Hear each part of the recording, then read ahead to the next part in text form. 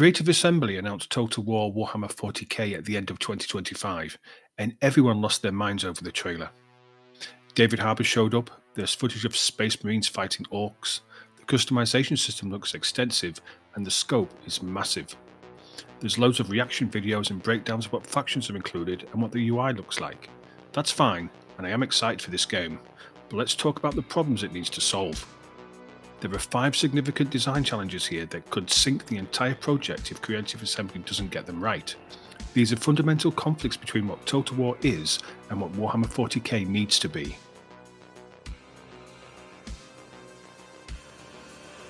Total War battles are satisfying because of the melee crunch. 2 lines smash together, cavalry flanks to the rear, morale collapses, a lord charges into a monster, and the camera swoops in for the kill. That's the spectacle. That's what makes people clip moments and share them. The entire battle system, from unit formations to morale mechanics to how the AI behaves, is designed around the assumption that armies close distance and fight hand to hand. Warhammer 40k is dominated by ranged combat. Space Marines lay down bolter fire, Imperial Guards sit behind heavy weapon emplacements. Even factions that do engage in melee, like Orks and some Space Marine chapters, spend most of the battle shooting before the charge happens. The tabletop game is structured around shooting phases and cover saves for a reason. Range firepower decides most engagements. Now, Creative Assembly have done range warfare before.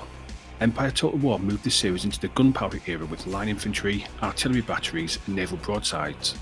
Even though it's one of my favourite games of all time, Empire is widely considered one of the weaker Total War games, specifically because line infantry standing in open fields trading volleys isn't as compelling as the melee-focused titles. Napoleon improved on it, but the battles still lacked that visceral impact. Even those games still had formation-based shooting, organised volleys, and bayonet charges to finish. 40k range combat is a completely different problem. It's mobile, cover-based, and multi-directional. Squads advance between cover positions, vehicles provide mobile fire platforms, and some factions are designed to fight primarily at range. Total War has never had a meaningful cover system. The closest equivalent is hiding units in trees. How to make a battle visually and mechanically interesting when optimal play for half the factions in the game is to maintain distance and keep shooting? Astra Militarum are a launch faction, and they're fundamentally a ranged army. Lasguns, heavy weapons teams, Lehman Russ battle tanks and artillery batteries. Guard win by shooting, and they die in melee. How does Total War make that fun to play and fun to play against? The answer is to make melee more dominant than it is in the source material to suit the engine. That alienates 40k fans who know how the settings warfare works. If the answer is to lean into ranged combat and build proper cover mechanics, that's a fundamental rework of how Total War battles function, and there's no evidence they've cracked it. Every path here involves either compromising the source material or rebuilding the battle system, and nothing shown so far clarifies which direction they've chosen. The campaign map uses point-to-point planet connection instead of traditional geography. The galactic view shows set routes between planets, similar to Stellaris or Sins of a Solar Empire. This is a radical departure from every previous Total War campaign map, and it creates serious questions about how campaigns will function. Traditional Total War campaign maps have inherent strategic texture because of geography. Mountains create defensible positions, rivers form natural boundaries with specific crossing points, forests provide ambush opportunities. The terrain itself generates meaningful decisions before any battle starts. Thinking through choke points and supply lines and army positioning based on geographic reality is the foundation of how Total War campaigns work. Galaxy maps with point-to-point connections do create choke points, and some systems will naturally become bottlenecks controlling access to larger regions. That's valid strategic structure, but space travel is naturally limited to set routes between planets. Creative Assembly chose to implement point-to-point movement as a design decision, and that choice feels artificial in a way that mountain ranges and rivers don't. Geographic features restrict movement naturally. Arbitrary route restrictions in space feel like game mechanics, not world logic. Campaign producer Simon Mann describes their approach as flashpoint campaigns within Crusade theatres, with multiple battles per planet and variable campaign lengths. That's their attempt to build strategic substance through systemic complexity instead of geography. The question is whether layered systems can replace what terrain-based warfare provides naturally. Then there's the fleet question. Simon Mann mentions big fleets moving between planets, ferrying troops and engaging in battles against one another, but that's deliberately vague. Battlefleet Gothic Armada proved 10 years ago that space combat works brilliantly in the 40k setting. weapon batteries, boarding actions, fighter squadrons, ramming, void shields. If Total War 40k relegates fleet combat to auto-resolve, that's a massive missed opportunity and a regression for what the setting demands. If fleets fight in proper tactical engagements, that's a significant layer of gameplay that could make the campaign work. The complete silence on this point is concerning.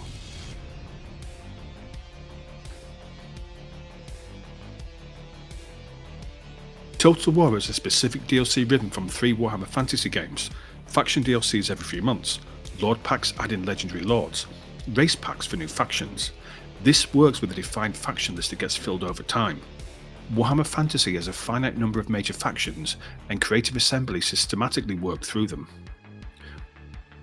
Warhammer 40k has essentially unlimited faction potential. Space Marines alone have dozens of chapters that fans care about, and over 1,000 in lore. Chaos Space Marines split into multiple sub-factions by Chaos God. Every major faction has sub-factions with their own visual identities and gameplay styles. Applying Total War's DLC model to this means content releases stretching 7 to 10 years minimum, and the cost to own the complete game after 5 years becomes a serious question. 4 factions at launch already looks thin: Space Marines, Orks, Aldari and Astra Militarum. Chaos Space Marines are confirmed absent at launch. Tyranids, Necrons, Tau and every other faction people expect will follow over years of post-launch support. That's a lot of core factions coming later for a setting where those factions define the universe. Creative Assembly learned lessons from Fantasy. Campaign producer Simon Mann admits they didn't mentally prepare for managing content at that scale, and they built Warcore specifically for longevity and content management. But 40k's faction scope is exponentially larger than Fantasy's. Either they release DLC at an unsustainable pace trying to serve everyone's favourite faction, or they stretch releases across so many years that players' interest dies before those factions arrive. The business model could collapse under its own weight, and Fantasy was already pushing the boundaries of this approach.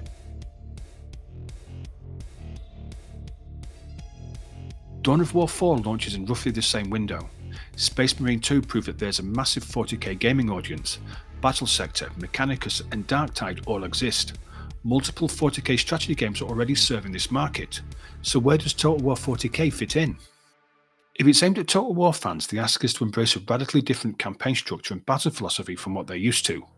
These are the people who wanted Medieval 3 or Empire 2.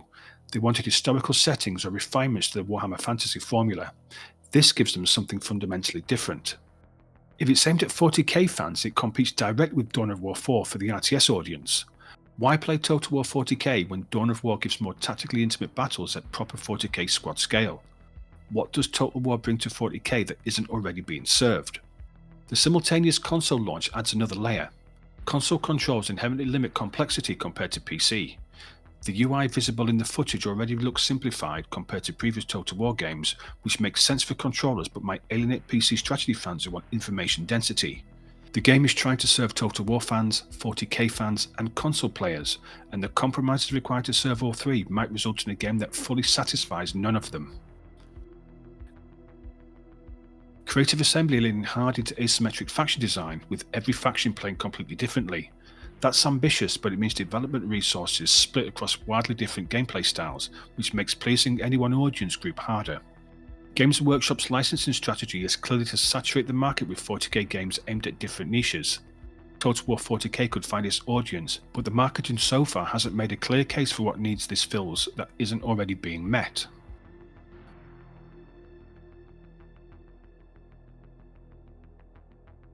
Warcore is completely new, built from scratch. Every Creative Assembly engine launch in the past 15 years has had significant technical problems. Rome 2 was borderline unplayable at launch. Attila had serious optimization issues. Creating a new engine and shipping a game on it simultaneously is high risk under any circumstances. They're also doing their first simultaneous console launch for a mainline Total War game, which adds platform-specific optimization challenges they haven't handled at this scale before. Console parity creates design constraints. Designing for controller input means simplified controls. Designing for console hardware means graphical and scope compromises. Will unit counts be lower to maintain performance? Will battle complexity be reduced to work with controllers? There's a question nobody wants to ask. Are they using 40k as a testbed for Warcore before they risk Medieval 3 on it? 40k has a license protection and built-in audience that provides some cushion. If the engine has problems, they can iterate on this game and take the lessons into Medieval 3 later. That's pragmatic, but it means 40k players are beta testing this technology. Creative Assembly's recent track record doesn't inspire confidence. Thorough released to poor reception and underperformed commercially. Warhammer 3 launched with significant problems and took over a year to reach acceptable quality. Three Kingdoms was abandoned mid-development when they cancelled planned expansions, then cancelled the sequel. These results came from established engines on proven formulas. Now they're attempting the most technically ambitious project with a new engine, new platforms, and new design challenges all at once.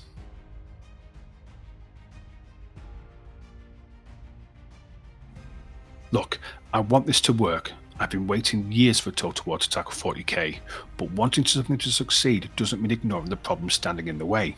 The ranged combat question, the campaign map design, the DLC model, the audience positioning, and the engine risk are all legitimate concerns that the marketing hasn't addressed.